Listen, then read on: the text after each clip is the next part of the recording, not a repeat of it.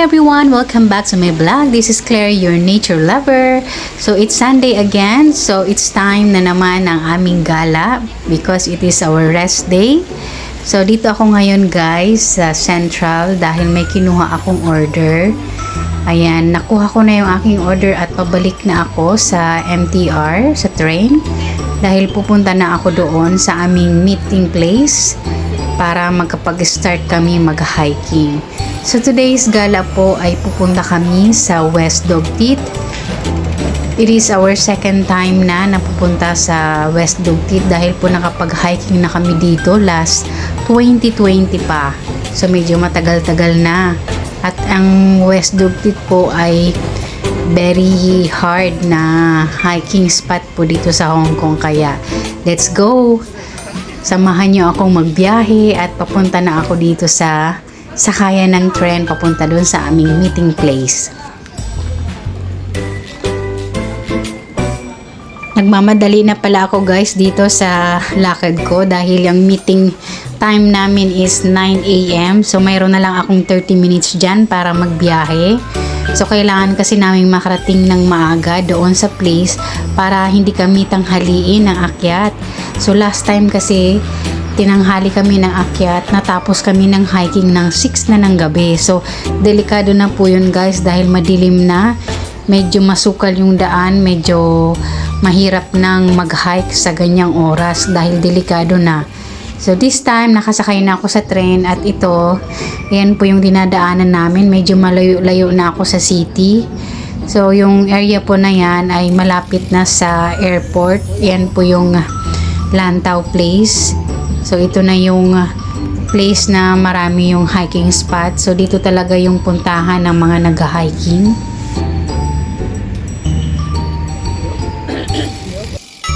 And finally guys, nagkita-kita na kaming apat. So apat lang kami ngayon dahil yung ibang kasama namin ay hindi available dahil yung iba mayroon silang kanya-kanyang lakad. So today kasama ko si Rose, si Sharon at si Ate Jean. Shout out sa inyo mga uni.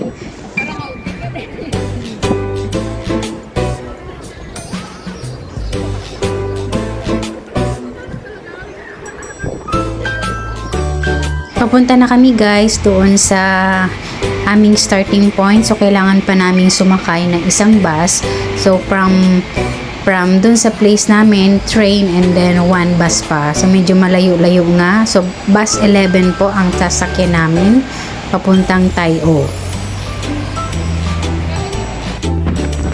And then nakasakay na kami dyan. So dahil dala-dalawa lang ang upuan, syempre partner-partner lang, ayan, so tagda-dalawa lang. So yung biyahe namin dyan guys ay siguro mga 30 minutes, medyo malayo-layo din. Pero hindi ka maboboring dyan dahil po yung daanan ay maganda na. So maganda na ang mga tanawin, probinsya na yung itsura ng kanyang place.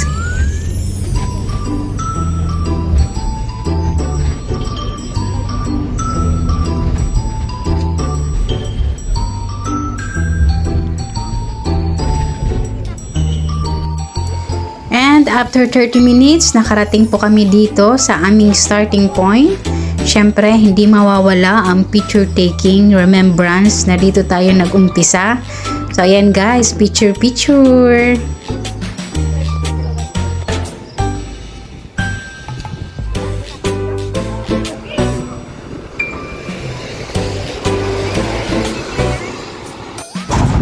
By the way guys, sa mga gustong pumunta dito, bali yung starting point pa ay nandun pa sa unahan. So kailangan mo siyang bumalik. Kailangan mong bumalik doon sa pinaka-starting point. So nadaanan na yun ng bus kanina. So hindi talaga doon sa may bus stop. So kailangan mo siyang lakarin pa yung pinaka-starting point. At dahil hindi makapal yung suot ko dyan guys, ayan, nilalamig na ako. Medyo malamig pala yung weather sa location na yan. Kaya ayan, lamig na. So nandito na kami guys. So this is our starting point. Nandito kami sa Chongsha, Tumchong. Ayan, ganyan. So medyo malamig. Nilalamig ako kasi manipis lang yung suot ko. Pero siguro mamaya pag umakyat kami, hindi na ganun kalamig. Kasi syempre na break in na yung body temperature. Ganon. So babalik kami guys doon sa may starting point. Bali yung binabaan namin doon sa ulo niyan. Ayan si Ate Jean. Tapos kailangan mong bumalik dito kasi nandun ang starting point.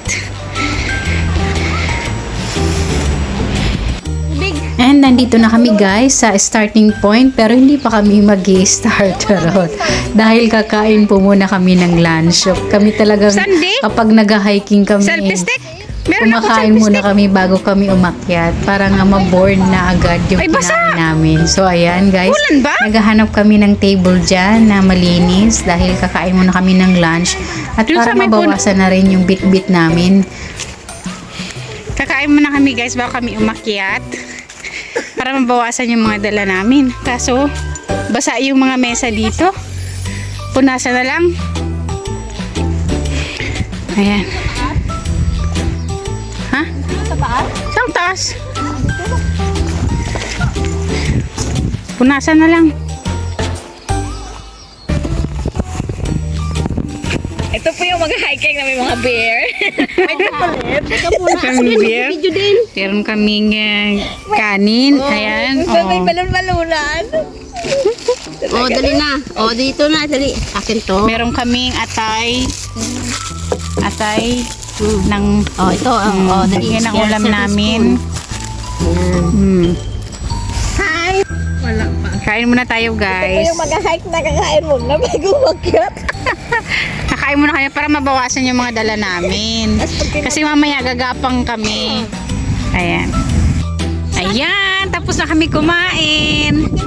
Then naka-CR na rin kami para hindi kami maihi. Doon kami sa taas ng bundok. Ayan. So pupunta na kami guys sa starting point.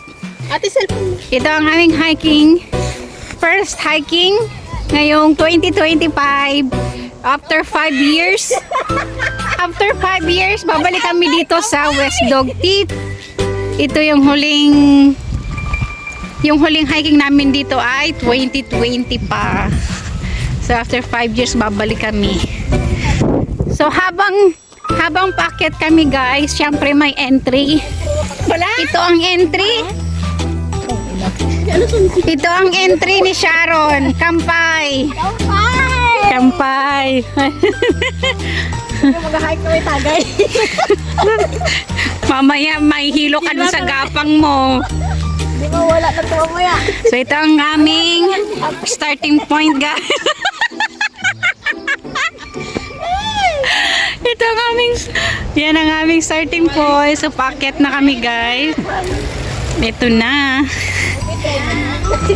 Let's go hiking.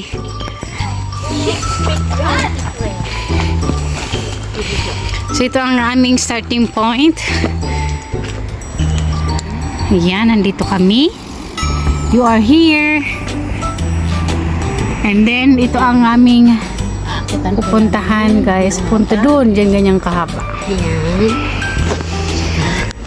Let's go! Tummy has full. Yan. Let's go!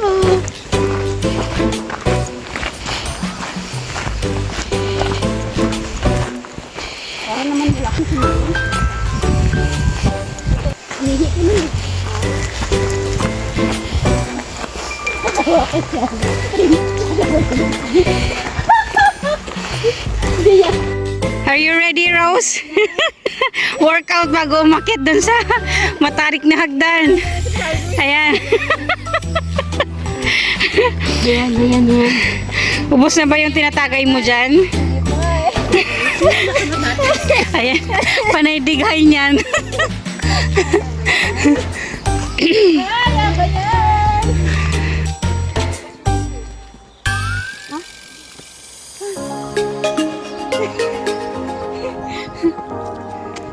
Go, go!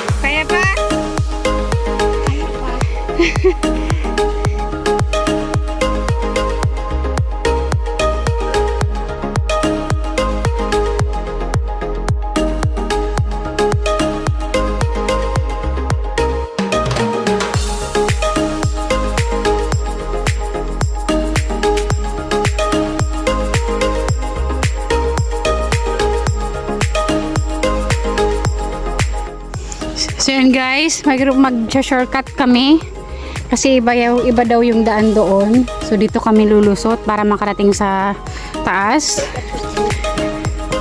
So yan.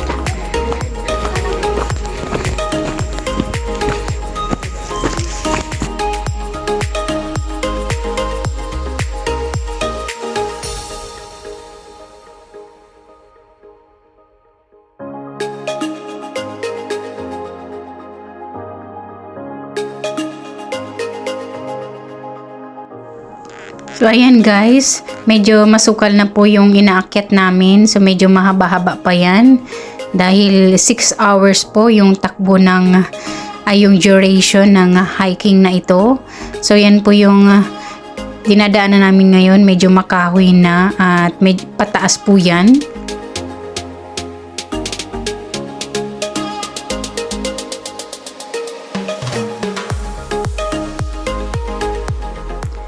Nauuna nga palang umakyat dyan guys si Sharon dahil siya po yung nag-check ng aming daanan kung tama ba ang dinadaanan namin.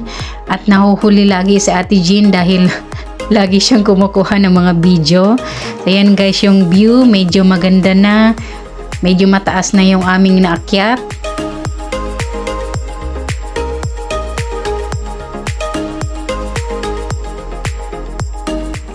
And that's the entry view guys of West Dugtit. For my next premiere, ipapakita ko sa inyo ng buo ang aming full adventure here at West Dugtit. See you on my next vlog. Bye!